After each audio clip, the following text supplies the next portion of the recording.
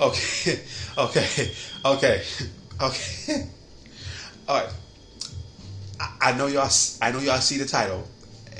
I know y'all see the title, and I swear to you, I swear to you, I swear to you, I swear to you, that was not my intention. That I didn't want to title the video that, but I just thought, you know what? If I'm gonna talk about She-Hulk, at least for the last time right now, I have to put this out there. Like, the title y'all reading is the actual title, and I admit,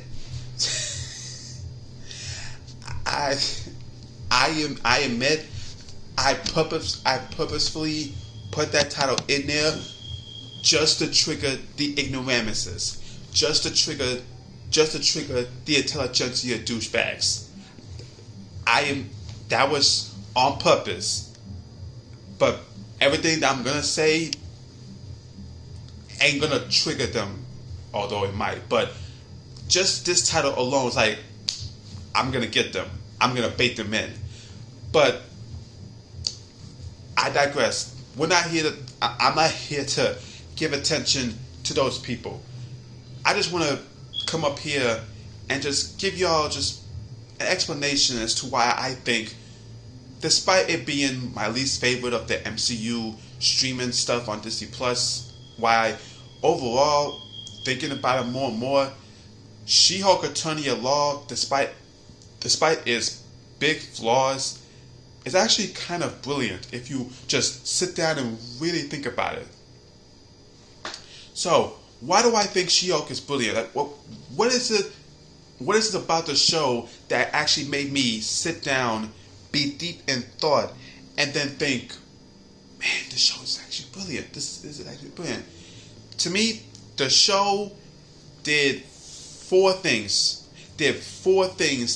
that to me made me go, not just they knew what they were doing all the time. They knew what they were doing, but just like they understood, okay, it's kind of in the right zone, and this is the right time to do this show, if you really think about it. So, like I said, 4 reasons why. And it's in no particular order. To me, it's brilliant because it knew who the people that the show was targeting and people that was going to respond to it. It knew, okay, we're taking a big swing with this show and what it's doing in the MCU, and we have a feeling there's going to be people that don't rock with it, but we also have a feeling there's going to be people that rock with it to the fullest. This show is also brilliant because it actually tackled a lot of serious subjects that the MCU, no matter if it's 2 hours or even 3 hours, don't have the amount of time to actually address and actually divulge into.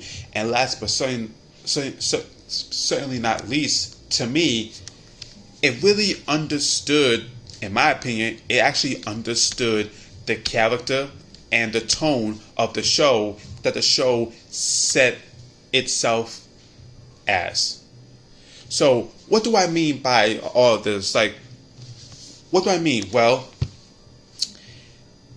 to me, it seemed like the second this show was greenlit, and 3 years ago it was announced at D23 that this show was going to be happening on Disney Plus, and the writers' room led by Jessica Gao from Rick and Morty, they knew, like, okay, we have a feeling this is gonna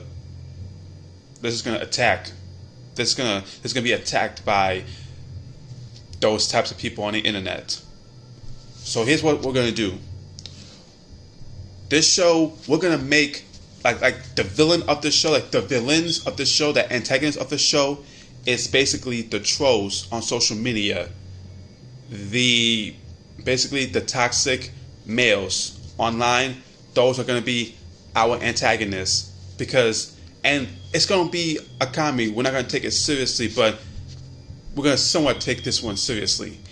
And to me, I'll never forget. It's like that the scene in episode 3, or the sequence in episode 3 where they were rummaging through, they're going through the comment section and seeing people's responses to She-Hulk. And they took away Hulk's manhood and they gave it to a girl.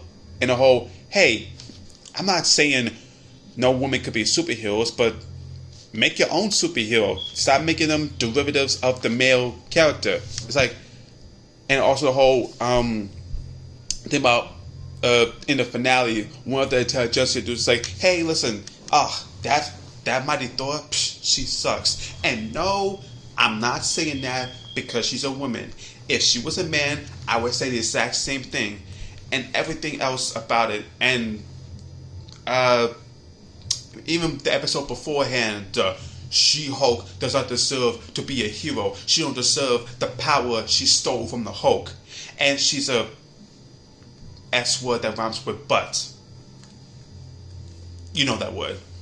It's like they understood, and just seeing the amount of vitriol in comments and posts on social media every time anything about the show was, like every clip, trailer, commercial, what have you, everything that was released in, it's like they knew, it's like they were right on the money. Also, the show was tackling what women go through in America or around the world, especially how Jen says, you know, I control my anger very greatly because, well, I get catcalled, I get mansplained, and if I don't really truly express how well I control my anger, then unfortunately I'm going to be labeled difficult, emotional, or I'm going to end up dead. It says a lot that outside of men like me who saw that scene, it's like, man. The other side, the majority side was all, oh, how dare she, compared to Bruce Banner, and that is like, they knew,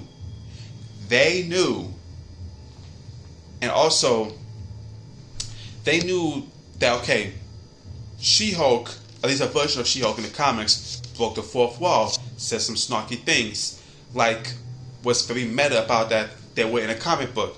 In fact, I saw one picture of when She-Hulk, like there was something going on with some awards or some wedding, and next page you see She-Hulk trying to break out of the panel to talk to the head writer. It's like, this is BS. You got me doing this story, and the character like this, like, hey Jen, don't start nothing with the writer. Just do things like do my thing, do my job. This is garbage. Or even how she would rip panels of comic pages inside the page and be like, yo writers, what is this?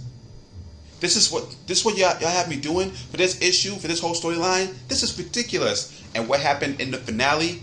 She channel hopped from her show on Disney Plus into the behind the scenes documentary show, I think it's called Assembled, went straight to the writer's room and said, guys, the whole thing about Todd getting powers, stealing my blood, that is, what type of finale is this? Y'all purposely made a finale that's bad because y'all had to do so much and basically do an unoriginal idea. It's like, hey, listen, this is all part of what is a superhero storyline. It has to be this way. It's like, why can't we do what we want to do? It's our show. This is what Kevin wanted. Okay, then I'm going to go talk to Kevin. Talk to Kevin Feige. It's like, Ms. Walters, this is all a part of the algorithm, a part of the flow of an MCU project. This is how I dictate things to be. And say how saying, oh, in my closing argument, it's said that the Marvel Cinematic Universe is what it says, like a very lucrative franchise, but most people complain that Marvel movies always end the same way. You have Kevin saying, what? Who says that? And it's like, these writers and Kevin Feige, because he greenlit it, it's like, Kevin, why are you doing all of that? You don't think Kevin Feige heard what we have been saying about the MCU, not only at this point in time, but in the past? They understood, like, oh, they know we hear what they've been saying, like, oh, Marvel movies, they always end the same. It's formulaic. It's always the same thing. And and even before the fourth wall break, when stuff was going down, it was like, what is this? Even I was like, what is this? And even Jen was like, these storylines are not making any sense. It's like, get out of my head. How do you know what I was thinking?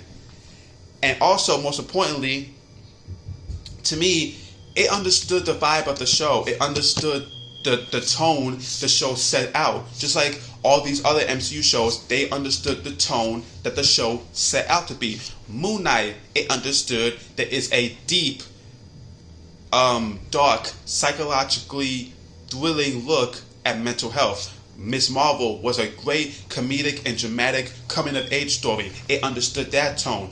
She-Hulk understood the tone of, this is a legal comedy, this is a situational sitcom inside the MCU, but we're also breaking the fourth wall, talking to the people.